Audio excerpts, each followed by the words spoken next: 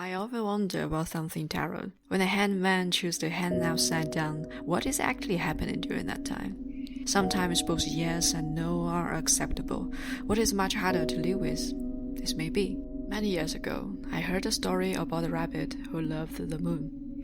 Every night, when the world grew quiet, the rabbit would climb a small hill. It would bring some food with it, sit down on the grass and look up at the sky.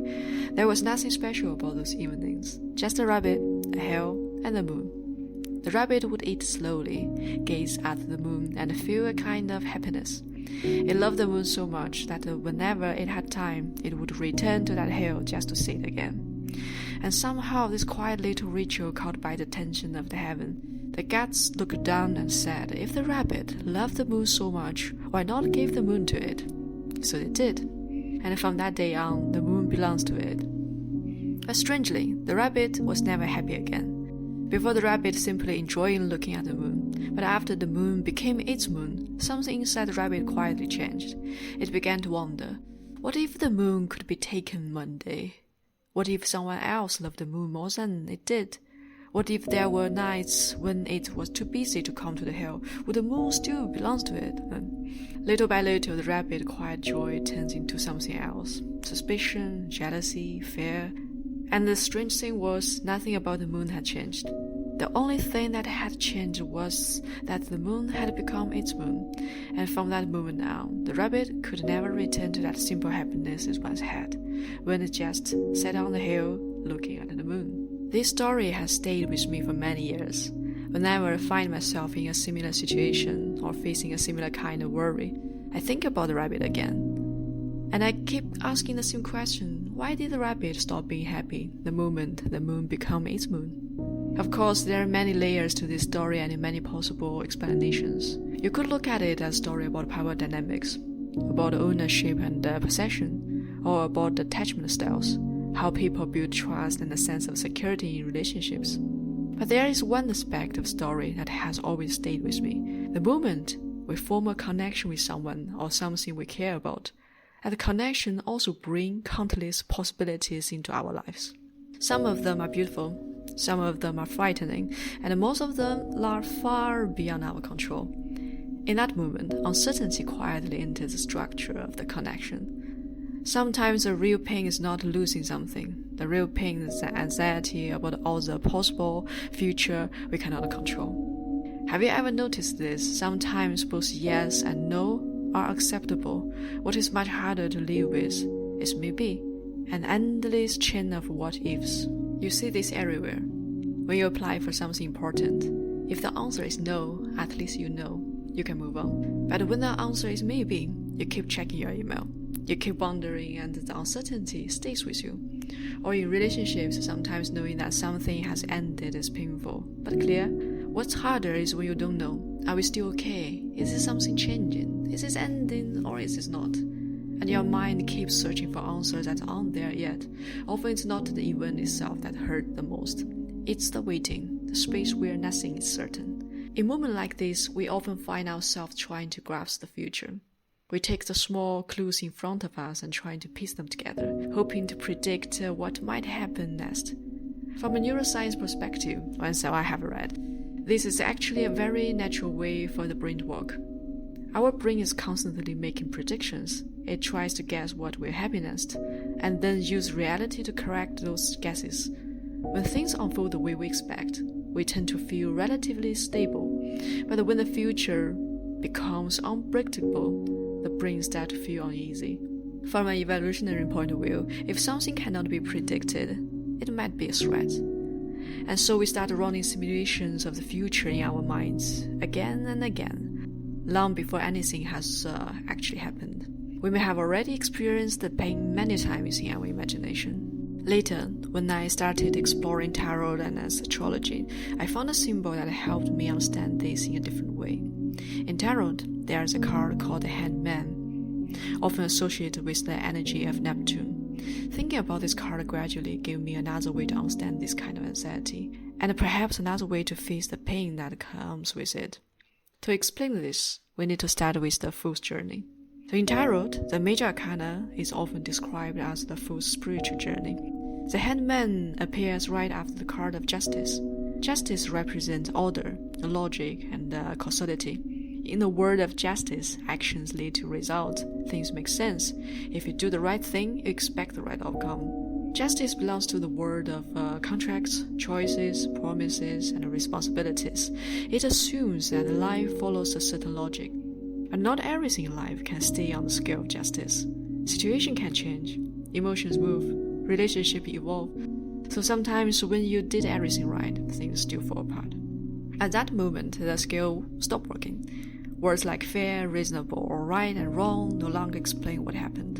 And that is where the journey ends the hangman, from the scale to suspension. In a way, this is a moment when the old frame of a reference stopped working. The way we used to understand the world, through logic, cause and effect, right and wrong, fairness, suddenly no longer feels sufficient. In some situations, that way of thinking can even make the pain and the confusion worse.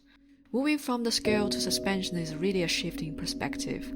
Justice believes the world can be measured, that actions produce predictable outcomes, and life in some way can be calculated. But the hangman shows us something different. Something in life cannot be calculated, some outcomes cannot be predicted, and when that happens, the only thing we can do is change our perspectives. So the hangman chooses to hang there, not as a punishment, but as a conscious pause, a moment to surrender, to understand, to see from another perspective. Sometimes we have to release something in order to see something else. One important thing about the hangman is this: the suspension is not forced. It is a choice. It is a gesture of letting go of control. In a way, the hangman chooses to include uncertainty in the structure of life. And I often wonder about something. When the hangman places themselves in that suspension position, what is actually happening during that time? It may look like nothing's happening, but the pause is not empty, and it is not avoidance. The suspension is more like creating space for reality to move again. Many things in life already have their own trajectory. Relationships do, situations do, even emotions do. But when the anxiety appears, we often react immediately. We explain, we argue, we try to reach to conclusions. It feels as if, as long as we keep doing something, we might regain a little certainty.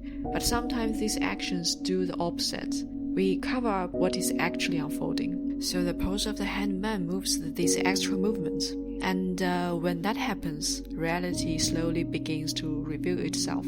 Some relationships naturally moves closer. Some relationships quietly drift apart. Some problems disappear on their own. Some questions gradually become clearer.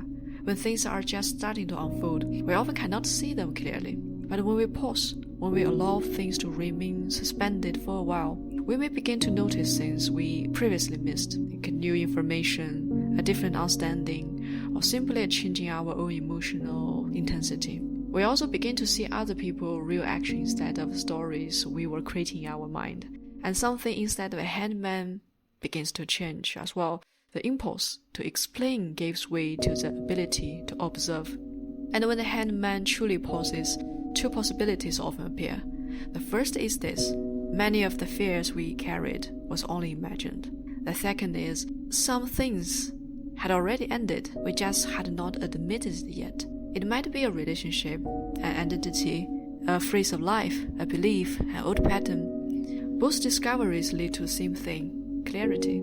And once reality becomes visible, the fool's journey moves forward again. The next step is death. The lesson of death is not destruction, it's learning to love endings, to allow what no longer belongs to fall away, and to allow transformation to begin. The hangman allows themselves to remain suspended in a space that is not immediately defined. The hangman does not rush to turn every situation into a clear yes or no. And sometimes from that reversed perspective, it becomes easier to see things more clearly, to see reality without the biases and assumptions we usually carry with us. This reminds me of an idea from Robert Pirsig, the author of Zen and the Art of Motorcycle Maintenance. He wrote about something he called a kind of mental rigidity. It happens when we become so certain about what the problem is, or what the important thing must be, that we stop seeing anything else. We believe the cause must be this. The solution must be that. The important thing must be here. But if those assumptions are wrong, something strange happens. The answer might be right in front of us and we still cannot see it, because our attention has already been fixed in one direction. Instead of forcing a solution, Piasek suggests something very different. Slow down. Do not rush to fix the problem immediately. Stay with it for a while. Simply observe. If you spend enough time with a problem without forcing it into a conclusion, sometimes new details begin to appear. Small facts that you did not notice before, they may not look important at first, but sometimes the real answer is hidden among them. In that sense, the handman does something very similar. The handman places themselves beside the problem rather than rushing to solve it. The handman allows themselves to remain in ambiguity for a while, and in that suspension, the handman becomes open to see what is actually true. For me, this has never been an easy lesson. I have always had the habit of taking whatever is happening now and immediately projecting it into the future, trying to predict everything, trying to control. Sometimes someone sees something without even thinking about it, and I have already started suffering over a possibility that might happen in a year from now. Of course, that doesn't always make me happier. Instead, it often makes me anxious about things that had not even happened yet. And in that constant tension, many small joys quietly disappeared. In the book I May Be Wrong, the author Bonjour Latico Lindeblad writes about this trap of trying to control everything. He says that it can slowly make life feel lonely, difficult, and full of worry. And yet, deep down, we all know that many of the most beautiful things in life happen outside our control. Which means that sometimes we have to leave a little space in life, a space where something unexpected might appear, where a small miracle might still happen. So maybe maturity is not about eliminating predictions. Our minds will always try to imagine the future. But perhaps maturity is learning to keep the inner model more open, allowing it to remain uncertain for a little longer. When we feel anxious, we often want an answer quickly. We want a closure. Psychology even has a name for this tendency, the need for cognitive closure. But accepting uncertainty and ambiguity asks something different from us. It asks for patience. It asks for a certain sense of safety inside ourselves. And strangely, when we allow that space, life sometimes becomes more real, and occasionally it even leaves room for the small miracles.